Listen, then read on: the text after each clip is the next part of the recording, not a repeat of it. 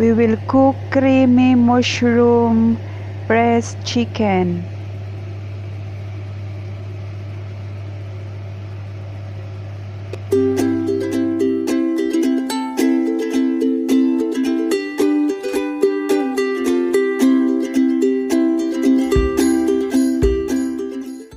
And now we will put this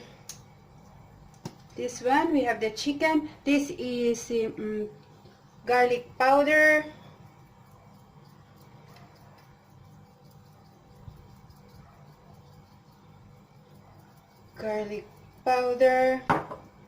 I will put also pimenta negra, make it spicy. Pimenta negra it is a cayena, it's the chili powder, and the black pepper powder. Ayan. And a little bit salt.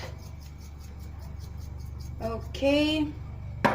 We will turn it both sides.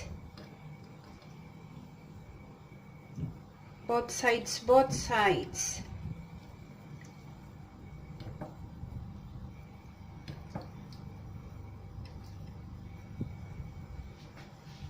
Okay, this procedure. Nada más. Porque nada. Okay, salt again. The spicy. I like spicy. This one. Yan. Okay. Yan. Then we will. Additional ingredients is the mushroom, sliced mushroom, the sliced onion, garlic, and parsley. I use only these ingredients. That's it. Now we use this. I will use the girasol, the sunflower oil. Other people use unsalted butter, but I don't like butter because my husband doesn't like butter. And cheese. That's it. We will cook for 2 to 3 minutes both sides, but it depends on if your chicken is very thick, then it depends, maybe 2 to 5 minutes both sides. But if it is so thin, then less time. Okay, the chicken is so thin. This is a breast chicken breast rather. Yan.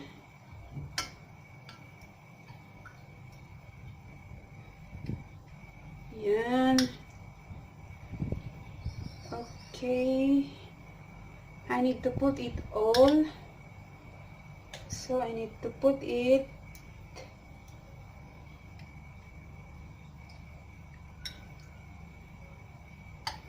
there's no space.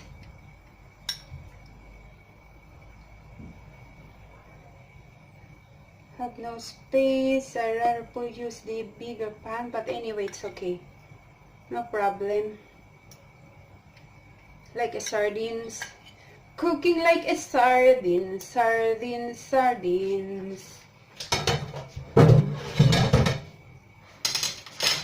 That's it.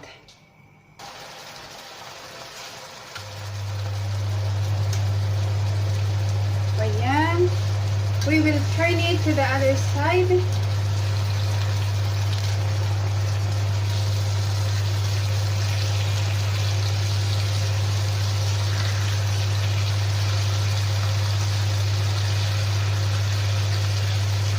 So smell good. The combination of the spicy that I put give the aromas.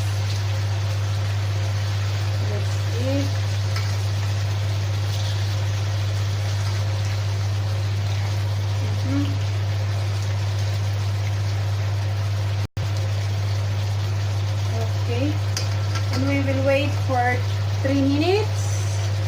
to 3 minutes again.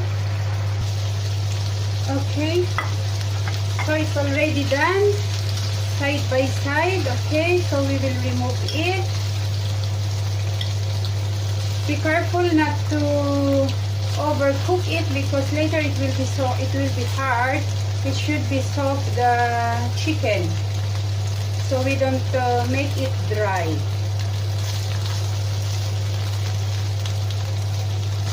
Not good to be dry. Okay, set aside this one.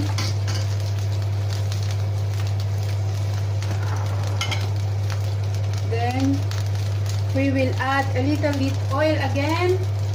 As I said a while ago, if you want, you can use the butter, unsalted butter. But for me, I don't like to use the unsalted butter.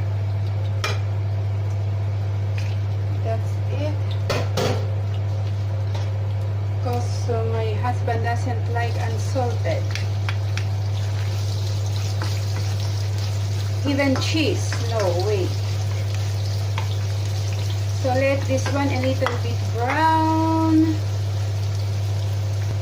Now we will add the garlic. Garlic.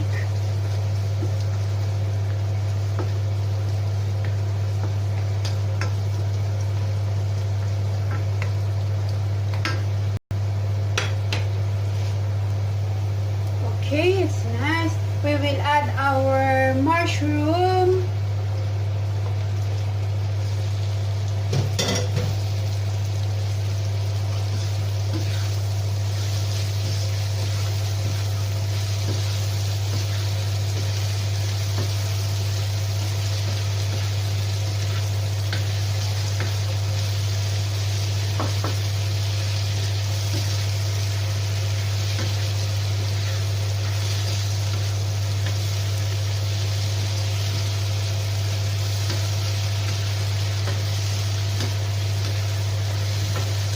Later on, you just see the because I didn't give measurement on the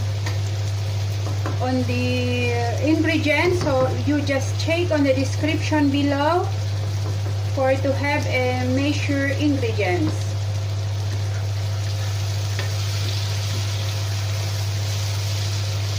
Okay, that's it. So we will wait to be a little bit brown, the mushroom brown and cook. And now I will add a little bit black pepper, a little chili again. Yan, and I will add a little bit vino wine, white wine, cooking wine, just a little bit to make the mushroom soft.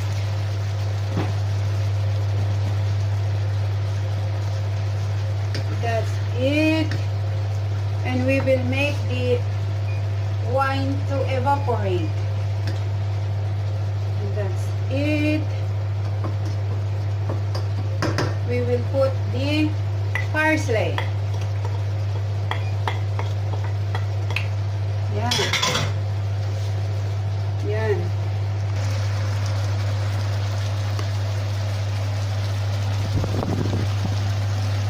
Looks yummy, isn't it? And now we will add milk. It's a full milk, this.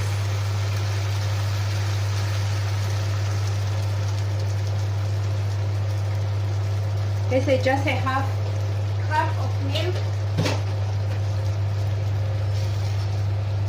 That's it.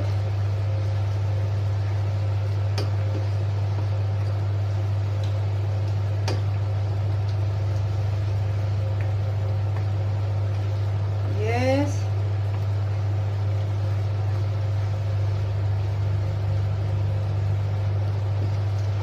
Wait until it will be boiled for 2 minutes. Then we will put the chicken, our chicken.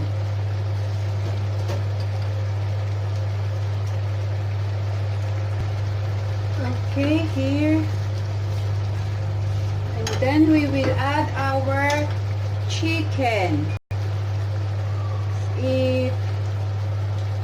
Remember that this is already cooked, so we just tap it and let the cream sauce absorb by the chicken.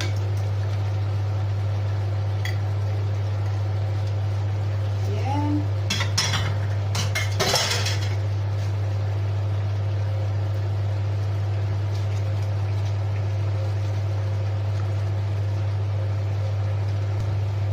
So it's already cooked. See? It's creamy. Yan. So it's creamy. This is cream mushroom chicken breast. So that's it. Okay, see you again next time video. Bye bye. Have a nice day. God bless.